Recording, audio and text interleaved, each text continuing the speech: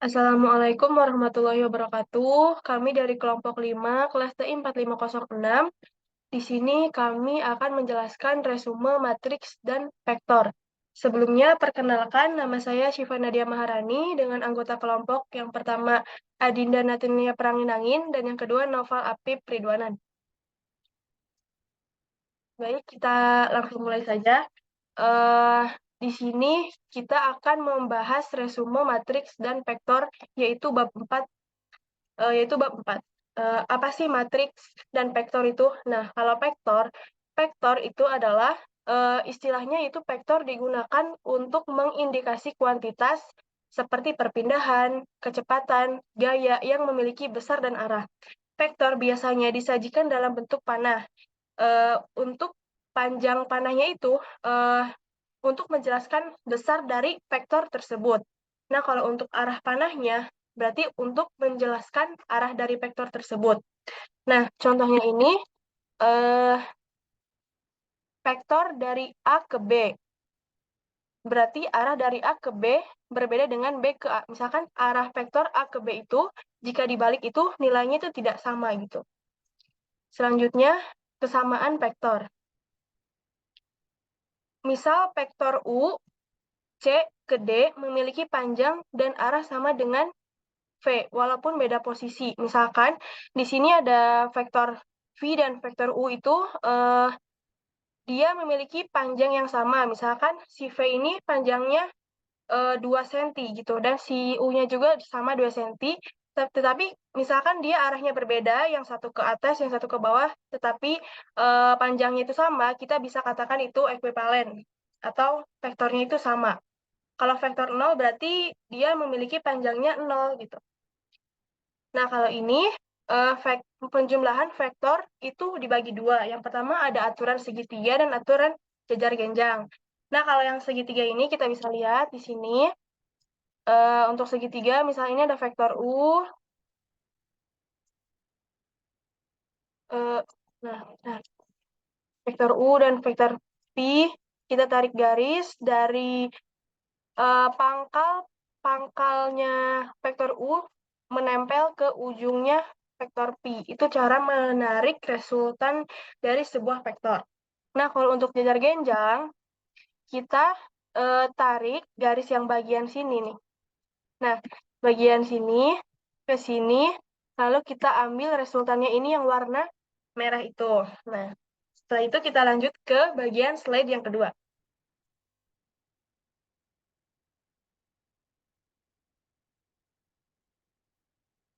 Ke bagian bawah.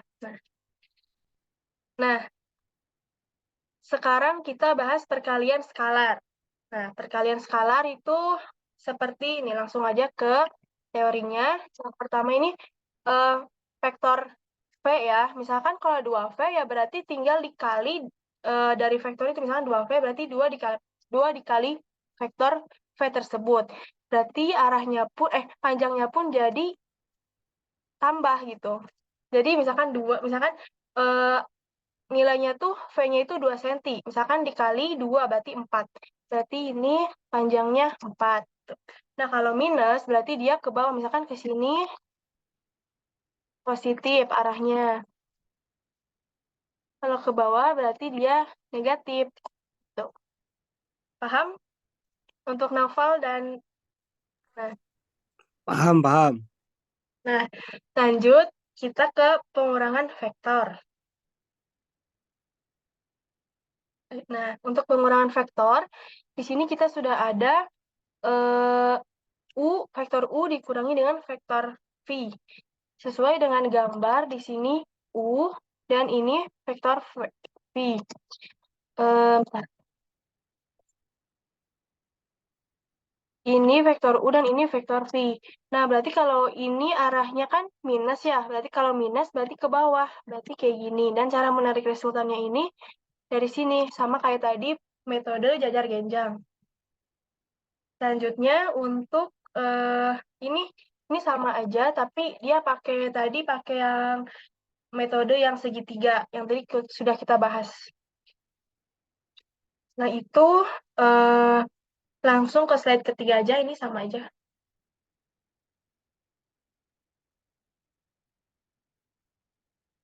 Ini bisa dihapus nggak ya yang ini? Mana? Nah, lanjut kita ke vektor di bidang ruang. Vektor itu ada di bidang dan di ruang. Nah, kalau untuk di bidang itu R-nya pangkat 2. R-nya itu pangkat 2. Kalau di ruang dia R-nya pangkat 3. Nah, kalau untuk di bidang vektornya itu A1 dan A2. A1, A2. Nah, ini kalau dijadiin matriks berarti A1, A2 memanjang ke bawah. Nah, kalau untuk di ruang berarti A1, A2, A3. Terus ini dalam bentuk matriksnya. Nah, setelah itu untuk grafiknya, untuk vektor di bidang, seperti biasa dia dalam 2 dimensi. Ini menunjukkan pangkal dan ini menunjukkan ujung dari vektor tersebut. Dan ini merupakan nilai dari vektor tersebut. Nah, kalau di ruang, dia berarti ada X, ada Y, dan ada Z gitu. Karena menunjukkan di ruang. Baik, langsung saja ke panjang vektor atau norm vektor.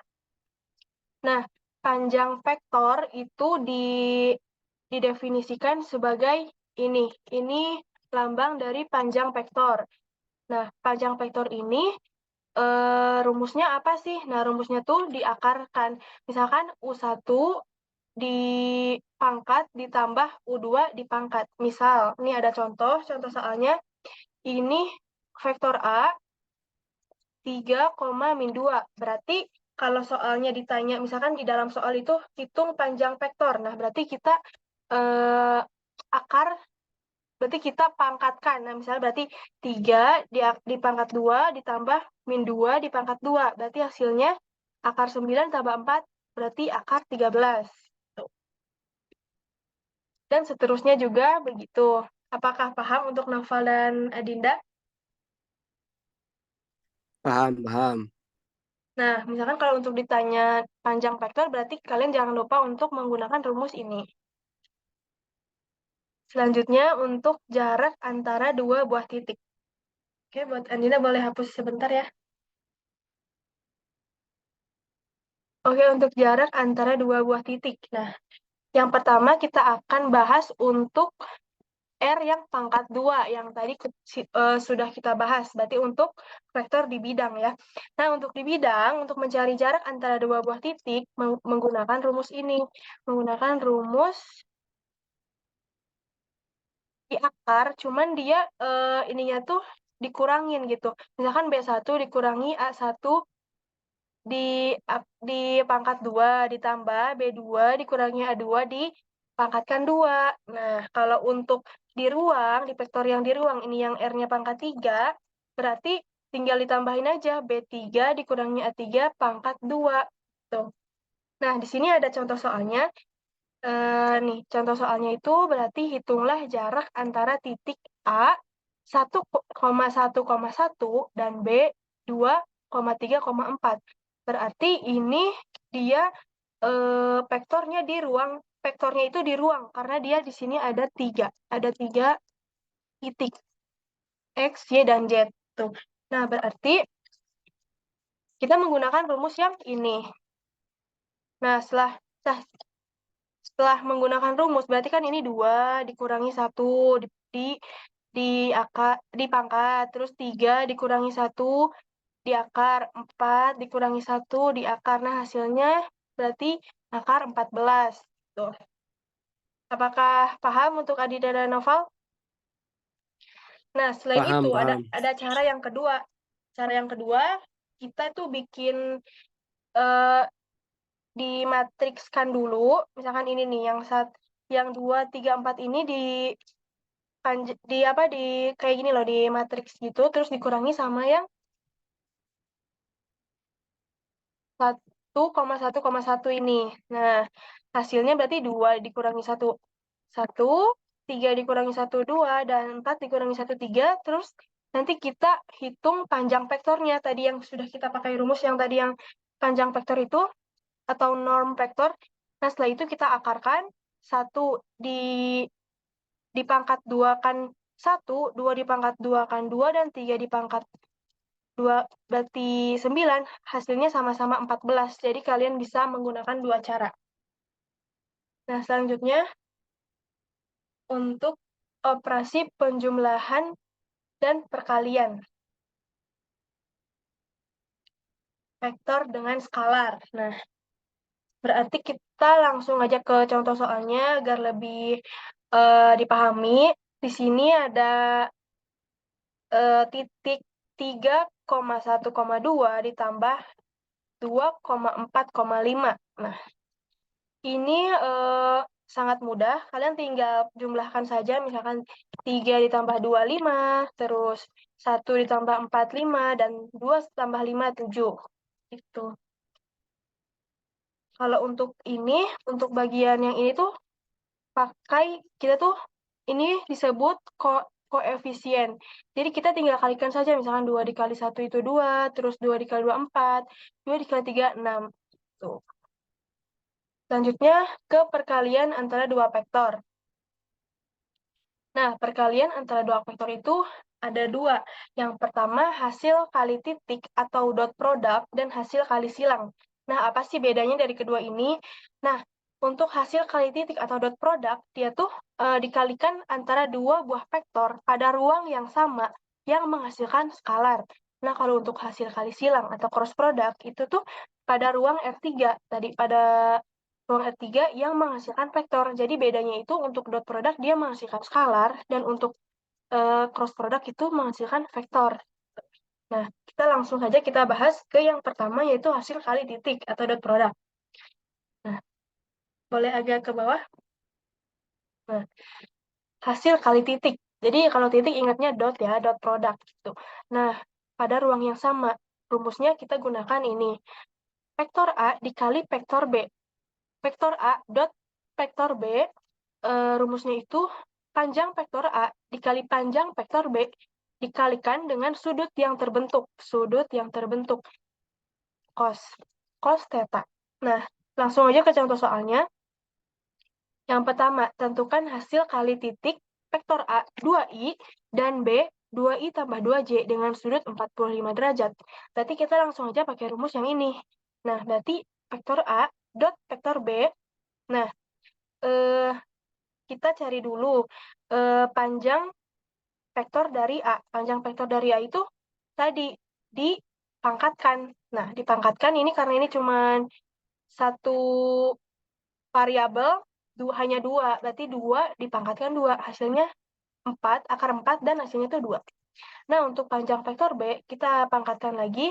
2 pangkat 2 ditambah 2 pangkat 2 sama dengan akar 8, atau 2 kali 4 sama dengan 2 akar 2. Berarti kita langsung saja masukkan ke rumus. Nah, setelah kita masukkan, berarti 2, nah ini 2 karena dari hasil dari panjang vektor A dikali 2 akar 2 dari sini, cos 45 derajat. Karena sudah diketahui dari soal itu 45 derajat. Berarti langsung diketahui cos 45 derajat itu setengah akar 2. Berarti kita coret-coret dan hasilnya itu 4. Nah, membuktikan kalau dot produk itu skalar. Hasilnya itu skalar, bukan vektor gitu. Nah, selanjutnya, jika tidak diketahui sudutnya tuh bagaimana sih cara menyelesaikannya? Nah, kita menggunakan aturan kosinus. Boleh hapus dulu.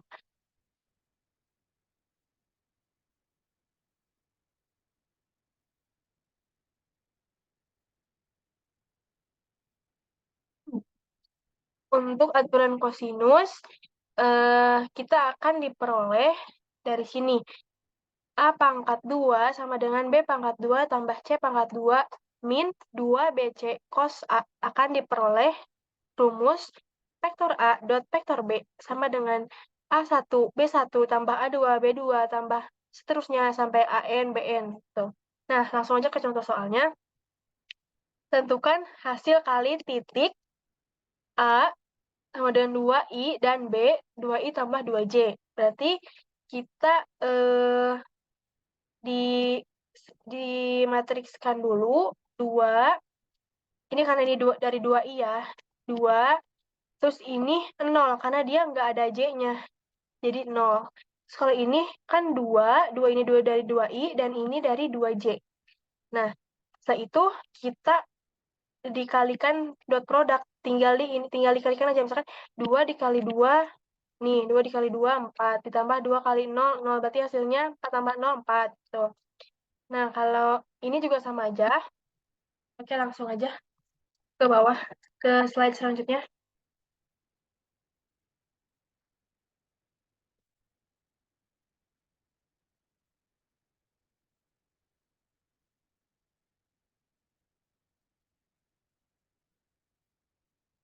Nah, ini cross product.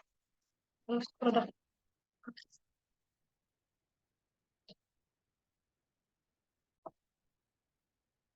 Nah, sekarang kita lanjut ke yang kedua, yaitu hasil kali silang. Nah, sekarang kita langsung ke bagian 2, yaitu hasil kali silang atau cross product. Nah, sudah kita bahas tadi untuk hasil kali silang atau cross product ini menghasilkan vektor. Nah, kalau tadi dot product kan ngasilin skalar, berarti sekarang ngasilin vektor. Gitu. Nah, kita bisa menggunakan cara memakai determinan. Contoh soalnya saja, langsung ke contoh soalnya agar lebih paham. Yang pertama itu carilah W, U, cross P, di mana U-nya itu memiliki titik 1, 2, min 2. Dan untuk V yaitu 3,0,1.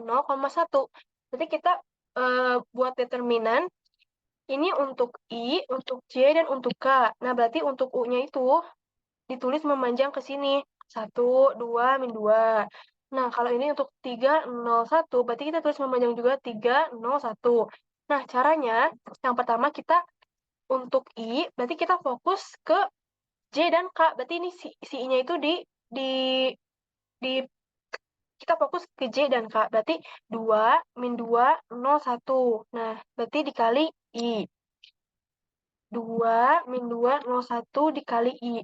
Nah, setelah itu, kita akan mengalihkan dengan J. Berarti kalau mengalihkan dengan J, kita fokusnya ke I dan K. Berarti I berarti 1, 3, min 2, 1. Nah, setelah itu, kita akan mengalihkan dengan K. Berarti kalau K, kita harus fokus ke I dan J. Berarti 1, 2, 3, 0. Setelah itu kita kali silang.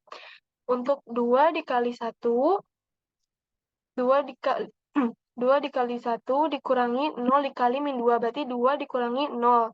I. Nah, kalau ini berarti 1 dikali 1 yang J. 1, 1 dikali 1, 1. Dikurangi 3 dikali 2, min 6. Setelah itu 1 dikali 0, 0 dikurangi 3 dikali 2, min 6. Berarti tinggal hasilnya 2i min 7j tambah 6k. Atau bisa kita tulis vektor memanjang yaitu 2 min 7,6. Selanjutnya, kegunaan cross product. Nah, kegunaan cross product itu bisa digunakan untuk mengetahui luas jajar genjang dan luas segitiga. Nah, untuk luas jajar genjang itu rumusnya adalah panjang alas dikali tinggi. Atau ini kan panjang nih, panjang alasnya itu panjang alas B. Berarti kita cari untuk panjang, berarti kan panjang vektor dari sudut B, dari garis B dikali dengan panjang vektor A dikali sin theta.